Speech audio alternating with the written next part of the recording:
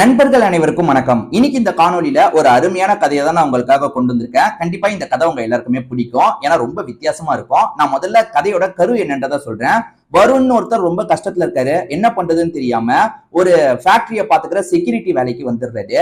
சேர்க்கும் போதே அந்த அண்ணன் என்ன சொல்றாருன்னா, இங்க பேய் நடமாட்டம் இருக்கிறதா சொல்லுவாங்க, நீ பயப்படாத, அதெல்லாம் கட்டுக்கதை தான் அப்படின்ற மாதிரி சொல்லியிருப்பாரு. என்னதான் இருந்தாலும் வருணுக்கு பயம் எல்லாம் இருக்கு. இந்த மாதிரி சமயத்துல அமாவாசை நைட்டு ஒரு லேடியை பாக்குறாரு. அவங்க வேற வெள்ளை சரியில இருக்காங்க. பேயான்ற மாதிரி பயப்படுறாரு. ஆனா அவங்கள பொறுத்த வரைக்கும் நான் தான் இந்த ஃபேக்டரியோட ஓனரு, எனக்காக நீ இந்த வேலையை மட்டும் பண்ணுன்ற மாதிரி ஒரு வேலையை சொல்றாங்க. இவருமே இவங்களுக்காக அந்த வேலையை பண்ணலாம்னு நினைக்கிறாரு. அதுக்கப்புறம் இந்த கதையில என்னெல்லாம் நடக்குதுன்னு சொல்றதுதான் மீதி கதை. கண்டிப்பா இந்த கதை உங்க எல்லாருக்குமே பிடிக்கும்னு நம்புறேன். ஏற்கனவே இதே மாதிரி நிறைய கதைகளை நம்ம எக்ஸ்பிளைன் பண்ணி போட்டிருக்கோம். அதெல்லாம் பார்க்கணும்னா நம்ம சேனலை கண்டிப்பா சப்ஸ்கிரைப் பண்ணி வச்சுக்கோங்க. இதை தாண்டி இந்த கதையை ஃபுல்லா பார்க்கறதுக்கு முன்னாடி இந்த வீடியோக்கு ஒரு லைக் போடுங்க. அப்பதான் உங்களை மாதிரி பாக்குற நிறைய பேர்கிட்ட இந்த வீடியோவை கொண்டு போய் சஜஷன்ல காட்டும். அதுக்காக தான் சொல்றேன். இப்ப நம்ம இந்த கதைக்குள்ள வந்துடலாம். இந்த கதையோட தொடக்கமே ஒரு கிராமத்துல தான் ஆரம்பிக்குது. வருண் அப்படின்ற ஒரு இளைஞரை காட்டுறாங்க. இவரை பொறுத்த வரைக்கும் ஒரு நல்ல வேலை கிடைக்கணும் அப்படின்ற மாதிரி ட்ரை பண்ணிட்டு இருக்காரு. ஆனா வேலை எதுவுமே செட்டே ஆக மாட்டேங்குது. அப்பா போனதுக்கு அப்புறம் குடும்பத்தை இவர் தான் கவனிச்சுக்கணும்ன்ற நிலைமையா இருக்கும். அம்மா இருக்காங்க, ஒரு தங்கச்சி இருக்காங்க. தங்கச்சியை பொறுத்த வரைக்கும் காலேஜ் படிக்க வைக்கணும்ல, ஓரளவுக்கு நல்ல காலேஜ்ல படிக்க வைக்கணும்னு நினைக்கிறாரு. இதுக்கப்புறம் நம்ம வேலைக்கு ட்ரை பண்ணி ஒரு வேலை கிடைச்சு நம்ம கஷ்டம் தான், அதனால பேசாம கிடைக்கிற வேலைக்கு போலான்ற மாதிரிலாம் யோசிக்க ஆரம்பிக்கிறாரு. குடும்பத்தை பாத்துக்கணும்ல, அதுக்காக இவருமே இதுக்கப்புறம் நான் இந்த கிராமத்துல இருந்து வேலை தேடினா செட் ஆகாது, நான் எப்படியாவது சிட்டி சைடு போயிடுறேன், இப்போதைக்கு ஒரு சாதாரண வேலை பார்த்துக்கிட்டு எனக்கான முக்கியமான வேலையை நான் தேடுறேன் அப்படின்ற மாதிரி அம்மா கிட்ட சொல்றாரு. அம்மாவும் நல்லபடியா போயிட்டு வா அப்படின்ற மாதிரி பையனை இங்கிருந்து அனுப்பி வச்சிடுறாங்க. இவர் சிட்டிக்கு வந்துடுறாருல, டிராவல் பண்ணி சிட்டிக்கு வந்துடுறாரு. ஏதாவது வேலை கிடைக்குமா, முதல்ல சின்ன வேலை கிடைச்சாலும் பரவாயில்ல, அதாவது கூலி வேலை கிடைச்சாலும் பரவாயில்ல, அதை பார்த்துக்கிட்டு நம்ம படிப்புக்கான வேலையை தேடிடலாம், எப்படியாவது ஒரு வேலையை கண்டுபிடிச்சிடலான்ற மாதிரி ஒரு எண்ணத்துல தான் இருக்காரு. இப்ப வருண் இருக்காருல, சாதாரண வேலை கிடைச்சாலும் பரவாயில்லன்ற மாதிரி எல்லா இடத்துலயும் தேடிட்டு இருக்காரு. அப்போ ஒரு கான்ட்ராக்டரை பாக்குறாரு. அவரை பொறுத்த வரைக்கும் நிறைய இடத்துல வேலையை ரன் பண்ணிட்டு இருக்காரு போல. செக்யூரிட்டியும் ஆளுங்க, அதாவது செக்யூரிட்டி வேலைக்கு ஆளுங்களை எல்லாம் பிடிச்சி தருவாரு போல. அந்த மாதிரி வருண் எனக்கு ஏதாவது வேலை இருக்குமான்னு கேட்கும் போது இவருமே ஒரு இடத்துல செக்யூரிட்டி வேலை இருக்கு, பண்ணுவியாப்பா, பொறுப்பா இருக்கணும்ப்பா, குறைஞ்சது ஒரு 3 மாசமாவது இருக்கணும், அதுக்கப்புறம் நீ வேற வேலையை பார்த்துட்டு கூட போ, ஆனா நான் சேர்த்து விட்டு கொஞ்ச நாள்லயே போறேன்னு சொல்லக்கூடாது, புரிஞ்சுதா அப்படின்னும் போது 3 மாசம் தானே, 3 மாசம் நான் இருக்கேன், அதுக்கப்புறம் நான் வேணா போயிடுறேன் அப்படின்ற மாதிரி சொல்லும் போது சரி 3 மாசம் இருந்தா கூட எனக்கு போதும் அப்படின்ற மாதிரி இவருமே ஒரு இடத்துக்கு கூட்டு வர்றாரு. இவருக்கான யூனிஃபார்ம் எல்லாத்தையும் ஆளுங்களை தர சொல்றாரு. ஆளுங்களுமே தந்துடுறாங்க. இப்ப அந்த கான்ட்ராக்டர் அண்ணன் இருக்காரு பாத்தீங்களா, ஒரு இடத்துக்கு கூட்டு வந்துடுறாரு. அது ஒரு பழைய ஃபேக்டரி மாதிரி இருக்கு. அந்த ஃபேக்டரி ஒர்க்கிங்லேயே இல்லைன்றது தெளிவா தெரியுது. இந்த இடத்துல தான் நீ வேலை பார்க்க போற, நைட் உள்ள இருக்க பொருளை எவனாவது திருட கூட வாய்ப்பு இருக்குல்ல, நீ அதனால தான் செக்யூரிட்டி மாதிரி இங்க இருக்க போற, ஏற்கனவே 2-3 பசங்களை கூட்டு வந்தேன், அந்த பசங்க என்னமோ பேய் நடமாட்டம் இருக்குன்னு பயந்து ஓடிட்டாங்கன்ற மாதிரி சொல்றாரு. எது பேயான்ற மாதிரி வருணம் பயப்படுறாரு. அதெல்லாம் ஒண்ணும் கிடையாதுப்பா, யாராவது அந்த இடத்துல ஏதாவது துணி பறக்கிறத பார்த்திருப்பாங்க, அதை வச்சே பேய்னு யோசிச்சிருப்பாங்க, நீ அதெல்லாம் நினைச்சு கவலைப்படாதுன்னும் போது இப்ப வருண் ஒரு கேள்வி கேட்கிறாரு. ஆனா ஃபேக்டரி ஓரளவுக்கு நல்லா தானே இருக்கு, எதுக்காக செயல்படாம இருக்கு அப்படின்ற மாதிரி கேட்கிறாரு. அதுக்கு இந்த அண்ணனுமே ஒரு விஷயத்தை எக்ஸ்பிளைன் பண்றாரு. அது என்னன்னா, இந்த ஃபேக்டரியோட முதலாளி பேரு தீபக் அப்படின்றது. தீபக்கை பொறுத்த வரைக்கும் இதை விக்கலான்ற மாதிரிலாம் ட்ரை பண்ணாரு. அது தடைப்பட்டுக்கிட்டே இருந்தது, தொடர்ச்சியா அது தடைப்பட்டுக்கிட்டே இருந்தது. ஒரு ஸ்டேஜ்ல அந்த விக்கிற பிளானையே கைவிட்டுட்டு அவர் அப்படியே போட்டு வச்சிருக்காருப்பா, இவ்வளவுதான் எனக்கு தெரியும். அதே மாதிரி இந்த ஃபேக்டரியில தீபக் இந்த ஃபேக்டரியை விக்கிறதுக்கு ட்ரை பண்ணும் போதே இங்க அபசகுணமா நிறைய நடந்தது, ஏதோ நடமாட்டத்தை பார்த்ததா சிலர் சொன்னாங்க, இந்த மாதிரிலாம் கட்டுக்கதை ஏகப்பட்டது இருக்குப்பா, அதெல்லாம் எதுக்கு உனக்கு, நீ பாட்டுக்கு செக்யூரிட்டி வேலையை மட்டும் பாரு, ஏற்கனவே நான் சொன்ன மாதிரி 3 மாசம் இருக்கணும், சும்மா இங்க எனக்கு பேய பார்த்த பயமா இருக்கு அப்படின்ற மாதிரி கதெல்லாம் விடக்கூடாதுன்னும் போது அப்பெல்லாம் நான் பண்ண மாட்டேன்னு, நான் ஒழுங்கா இந்த வேலையை பாக்குறேன்ற மாதிரி வருண்மே சொல்றாரு.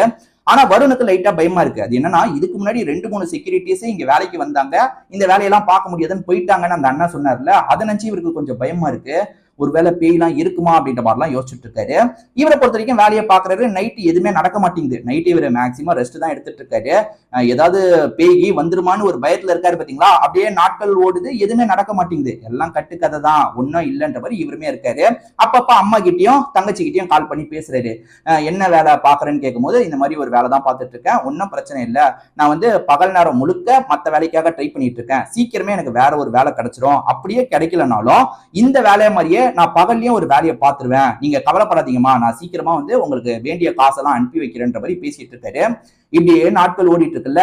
அமாவாசை நைட்டு இவருமே வேலையை பார்த்துட்டு இருக்காரு. வேலைனா ஃபுல்லா முடிச்சிருக்கணும்ன்ற அவசியமும் கிடையாதுல்ல, யாருமே இல்லாத பகுதி தான், அதனால இவர் தூங்கலாம் செஞ்சிருவாரு. அந்த மாதிரி அசந்து தூங்கிட்டு இருக்காரு. அசந்து தூங்கிட்டு இருக்கும் போது யாரோ கூப்பிடுற மாதிரி வாய்ஸ் கேக்குது. எந்திரிங்க எந்திரிங்கன்னு யாரோ கூப்பிடுற மாதிரி சவுண்டு கேக்குது. இவருமே யாருன்னு நிமிந்து பார்த்தா அந்த இடத்துல வெள்ளை சாரி கட்டிட்டு ஒருத்தவங்க நிக்கிறாங்க. இவருக்கு என்னடா வெள்ள சாரி கட்டிட்டு நிக்கிறாங்கன்ற மாதிரி பயம்லாம் வருது, பேயா இருக்குமான்ற மாதிரிலாம் பயப்படுறாரு. அவங்கள ஏன் பயந்து பயந்து பார்த்துட்டு இருக்காரு. எதுக்காக இவ்வளவு பயந்துட்டு இருக்கீங்க, என் பேரு ஷாலினின்ற மாதிரி அவங்க நார்மலா பேசுறாங்க. அதுக்கப்புறம் தான் இவங்க நார்மலான ஆளுதான், நம்ம தேவையில்லாம பயப்படுறோம் போல அப்படின்ற மாதிரிலாம் தோண ஆரம்பிக்குது. யாரு என்னன்ற மாதிரிலாம் கேட்கிறாரு.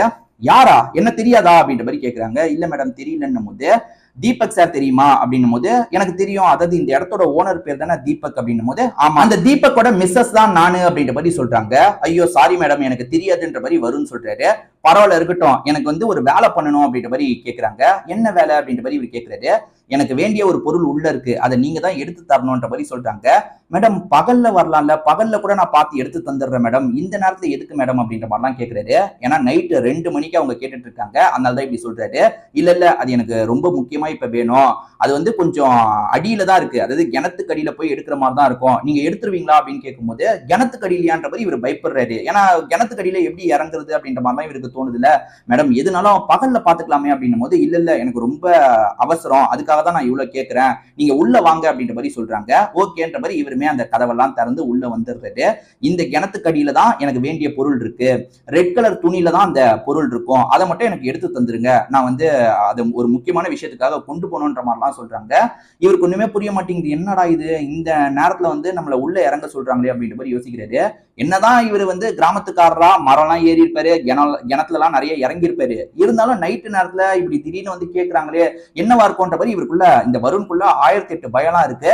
இவருமே என்ன பண்ணிக்கிறாருன்னா டார்ச் லைட் வெளிச்சத்தை வச்சு கொஞ்சம் கொஞ்சமா இறங்கலான்ற மாதிரி இறங்கிட்டு இருக்காரு.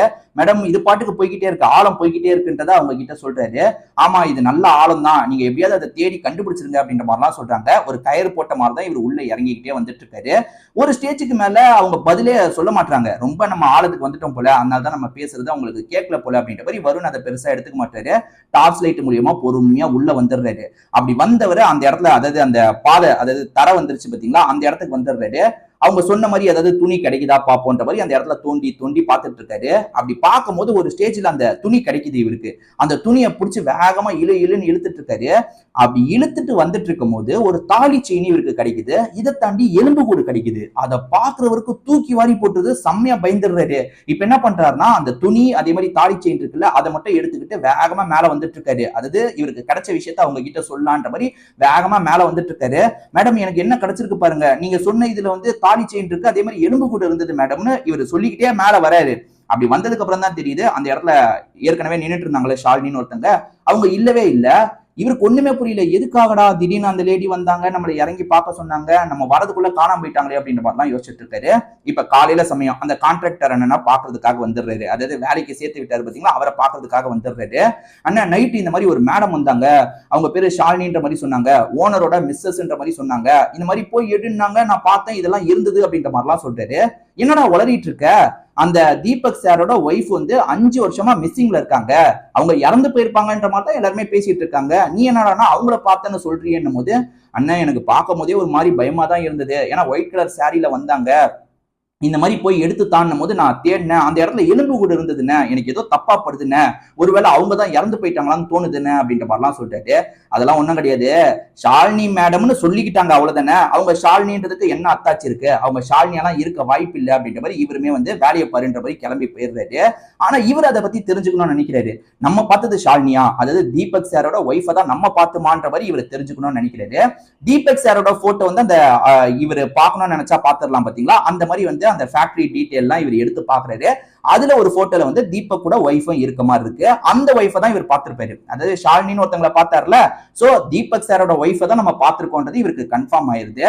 அப்ப அவங்க 5 வருஷமா மிஸ் ஆகுறாங்களா, 5 வருஷமா மிஸ் ஆனவங்க எப்படி வந்து திடீர்னு வந்து நம்மளை பாக்குறதுக்காக வந்தாங்க, அதே மாதிரி எதுக்காக சம்பந்தமே இல்லாம கிணத்துக்கடியில இருந்து அதை எடுக்க சொன்னாங்க, இதுல ஏதோ தப்பா இருக்கு, கண்டிப்பா இந்த எலும்பு கூட அவங்களோட தான் இருக்க வாய்ப்பு இருக்கு, அவங்க பேயா வந்து நம்மள வந்து அந்த எலும்பு கூட எடுக்க வச்சிருக்காங்க போல, சோ இதை வந்து நம்ம வந்து போலீஸ் கிட்ட கொண்டு போறது தான் நல்லதுன்ற மாதிரி யோசிக்கிறாரு. கான்ட்ராக்டர் கிட்ட இதை சொன்னா வந்து அவர் ஏத்துக்க மாட்டார்ல, அதனால நம்ம போலீஸ் கிட்ட போயிடலான்ற மாதிரி நேரா போலீஸ் ஸ்டேஷனுக்கு வராரு. சரி இந்த மாதிரிலாம் நடந்தது அப்படின்ற மாதிரி எல்லா விஷயத்தையும் சொல்றாரு. ஆனா போலீஸுங்க நம்ப மாட்டாங்க, இது அந்த ஷாலினி மேடம் வந்தாங்க, 5 வருஷமா மிஸ்ஸிங்ல இருக்கவங்க உங்ககிட்ட வந்தாங்களா, அதை எடுக்க சொன்னாங்களா அப்படின்ற மாதிரி போலீஸுங்க நக்கல் பண்ற மாதிரிலாம் கேள்வி கேட்கறாங்க.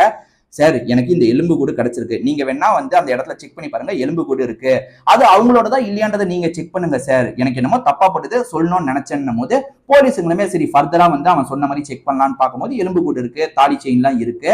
சோ இதை வச்சு கேஸை வந்து ஃபர்தரா கொண்டு போறாங்க. தீபக்கை கூப்பிட்டு பேச ஆரம்பிக்கிறாங்க. அதாவது தீபக் கிட்ட நடந்த எல்லா விஷயத்தையும் சொல்லும் போது தீபக் வந்து ரொம்ப ஷாக் ஆகுறாரு. என்ன சார் சொல்றீங்க அப்படின்ற மாதிரிலாம் ஆச்சரியப்படுறாரு. இன்ஸ்பெக்டர் என்ன சொல்றாருன்னா, திரும்பி இந்த கேஸை நான் எடுக்க போறேன். ஏற்கனவே விசாரிச்சதே இந்த இன்ஸ்பெக்டரா தான் இருப்பாரு. நான் திரும்பி இந்த கேஸ் எடுத்து விசாரிக்க போறேன். மேக்சிமம் இது உங்க ஒய்ஃபோட பாடியா இருக்க தான் வாய்ப்பு இருக்கு. நான் செக்கிங் ப்ராசஸ்க்காக அனுப்பி வச்சிருக்கேன். யார் இதை பண்ணாங்கன்றதை சீக்கிரமா கண்டுபிடிக்கிறேன். நீங்க கவலைப்படாதீங்கன்ற மாதிரி தீபக் கிட்ட சொல்றாரு. தீபக்கும் சீக்கிரமா குற்றவாளி யாருன்றதை கண்டுபிடிங்க சார் அப்படின்ற மாதிரி இங்க இருந்து கிளம்பி போறாரு. இப்ப தீபக் அசோக்ன்ற ஒருத்தரை மீட் பண்றாரு. அசோக் யாருன்னா இந்த தீபக்கோட ஃப்ரெண்டு. இப்ப சேர்ந்து பிசினஸ் பண்ணலாம் நினைச்சிட்டு இருக்காங்க போல. அதாவது பார்ட்னர்ஸ் மாதிரி தான் இவங்க இருக்காங்க. இப்ப வந்து தீபக் என்ன சொல்றாருன்னா, நம்ம மாட்டிக்க போறோம் போல, ஏன்னா வந்து எலும்பு கூட கண்டுபிடிச்சிட்டாங்கன்னு சொல்றாரு. என்ன இவங்க ரெண்டு பேரும் இப்படி பேசிக்கிறாங்கன்னு நம்ம யோசிக்கும் போதுதான் இவங்க ரெண்டு பேரும் கூட்டு கலவாணி அப்படின்றது தெரிய வருது. அது என்னன்னா, பிளான் பண்ணி ஒய்ஃபை இவங்க தான் சாவடிச்சிருப்பாங்க. அதாவது வந்து இறந்து போன ஷாலினி இருக்காங்கல்ல, பெரிய பணக்கார குடும்பத்தை சேர்ந்தவங்களா இருப்பாங்க. அப்பா மூலியமா இந்த பொண்ணு ஷாலினிக்கு இந்த ஃபேக்டரி வந்திருக்கும். இந்த ஃபேக்டரியை நல்ல ரேட்டுக்கு விற்கலான்ற மாதிரி தீபக் சொல்றாரு. தீபக்கோட ஃப்ரெண்டு சொல்லி, அசோக்னு ஒரு ஃப்ரெண்ட் இருக்காருல, அவர் தான் வந்து நல்ல ரேட்டுக்கு வித்துட்டு நம்ம வேற ஏதாவது பண்ணலான்ற மாதிரி சொல்லியிருப்பாரு. இவருமே தீபக்குமே ஒய்ஃபு கிட்ட சொல்றாரு. ஆனா ஒய்ஃப் இல்ல, இந்த ஃபேக்டரி என் அப்பா ஞாபகார்த்தமா இருக்கு, இதுல நல்ல லாபம் வந்துட்டு இருக்குல்ல, இதை வந்து விட்டுட்டு நம்ம எதுக்காக இன்னொன்று ஃபேக்டரி எல்லாம் ஆரம்பிக்கணும், அதெல்லாம் தேவையில்லைன்னு சொல்லியிருப்பாங்க. ஹஸ்பண்டுமே நிறைய கேட்டு பாக்குறாரு. ஆனா ஒய்ஃப் ஏத்துக்கவே மாட்டாங்க. அப்படி ரெண்டு பேருக்குள்ளயும் சண்டை ஏற்பட்டிருக்கும். அந்த சண்டையில வந்து இவர் வந்து கழுத்தை நெரிச்சு ஒய்ஃபை சாவடிச்சிருப்பாரு. சாவடிச்சதுக்கு அப்புறம் இவருக்கு பயம் வந்துருது. ஃப்ரெண்டானா அசோக் கிட்ட சொல்லியிருப்பாரு, சரி அந்த ஃபேக்டரியில நம்ம புதைச்சு வச்சிடலாம், ஃபேக்டரியில ஒரு கிணறு இருக்குல்ல, அந்த கிணத்துக்குள்ள நம்ம பாடியை டிஸ்போஸ் பண்ணிடலான்ற மாதிரி இவங்க ரெண்டு பேர் சேர்ந்து தான் பாடியை அங்க போட்டு டிஸ்போஸ்லாம் பண்ணிருப்பாங்க. அப்படி டிஸ்போஸ்லாம் பண்ணவங்க என்ன பண்ணிருப்பாங்கன்னா, எதுவுமே தெரியாத மாதிரி, இவங்களுக்கு எதுவுமே தெரியாத மாதிரி என் ஒய்ஃபு காணோம் சார், எங்க போனான்றது தெரியலன்ற மாதிரி கம்ப்ளைண்ட் கொடுத்திருப்பாரு. இவங்க மேல சந்தேகம் வந்துடக்கூடாதுன்றதுக்காக கம்ப்ளைண்ட் எல்லாம் கொடுத்திருப்பாரு. அதுக்கப்புறம் இவங்க ஃபேக்டரியை விற்கிறதுக்கான முயற்சி எடுத்திருப்பாங்க. ரெண்டு பேருமே சேர்ந்து ஃபேக்டரியை விற்கிறதுக்கான முயற்சி எடுத்திருப்பாங்க.